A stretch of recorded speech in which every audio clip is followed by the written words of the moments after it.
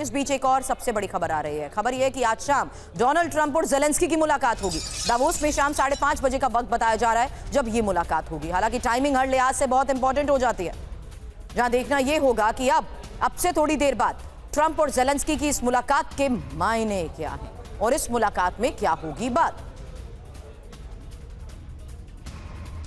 हालांकि ग्रीनलैंड को लेकर जिस तरीके से डोनाल्ड ट्रंप ने अपना रुख रखा है उसमें यह साफ हो चुका है कि नेटो के, यूरोप के वो पूरी तरह खिलाफ हैं और नाराज हैं। ऐसे में रूस और यूक्रेन युद्ध के इस मोर्चे पर अब उनका रुख यूरोप और नेटो देशों के लिए क्या होता है यह भी साफ हो चुका है।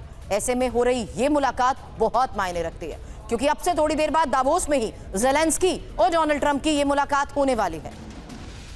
हालांकि ग्रीनलैंड पर ट्रंप से ब्रिटेन भी नाराज है और ब्रिटिश पीएम की स्टार्मर का बयान, मैं झुकूंगा नहीं, हम अपने सिद्धांतों और मूल्यों को नहीं छोड़ेंगे, टैरिफ धमकियों से फर्क नहीं पड़ेगा।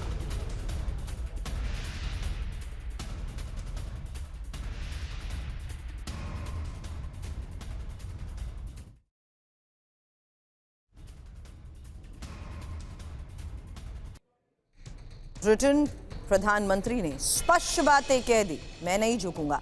लेकिन ट्रंप की इसी ग्रीन सनक को लेकर ब्रिटेन के 6 ऑब्जेक्शन क्या हैं, क्योंकि अंतिम फैसला डेनमार्क, ग्रीनलैंड के लोग ही करेंगे और यूएस से रिश्ते खराब नहीं करना चाहते लेकिन झुकेंगे भी नहीं। मित्र देशों पर टैरिफ धमकी भी गलत है, नेटो की एकजुटता कमजोर करने की कोशिश। वहीं चागोस द्वीप पर ट्रंप की भाषा भी आपत्तिजनक, सिद्धांतों से कोई समझौता नहीं करेंगे।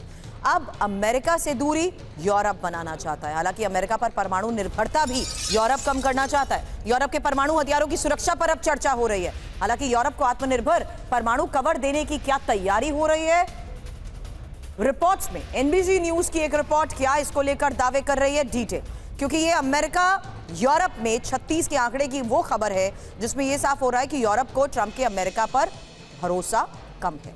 अमेरिकी निर्भरता यूरोप कम करना चाहता है, परमाणु आत्मनिर्भरता यूरोप चाहता है, हथियारों की सुरक्षा पर यूरोप का अब ज्यादा जोर है। वहीं रूस से रक्षा के लिए न्यूक्लियर अम्ब्रेला की भी जरूरत है। हालांकि यूरोप का परमाणु समीकरण समझ लीजिए, क्योंकि यूरोप में ब्रिटेन और फ्रांस परमाणु संपन्न देश है। ब्रिटेन, फ्रांस के पास भी करीब 500 परमाणु बॉम्ब है। यही डिटेल अभी थोड़ी देर पहले हमने आपके सामने भी रखी थी। वहीं नेटो के जरिए यूएस यूरोप को परमाणु गारंटी मिलती है।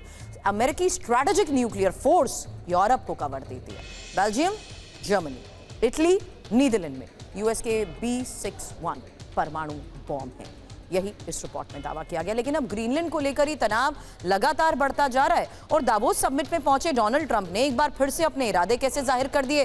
डिटेल्स आपके सामने थी, वो ग्रीनलैंड को लेकर रहेंगे।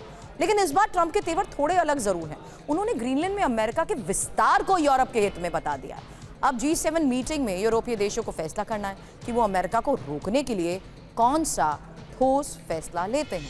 और इस बार जो परिस्थितियां बन रही हैं उससे आर्कटिक में कई फ्रंट खुल सकते हैं, जिसमें अमेरिका, यूरोप और रूस आपस में टकरा सकते हैं, क्योंकि ग्रीनलैंड सबके बेहद जरूरी है।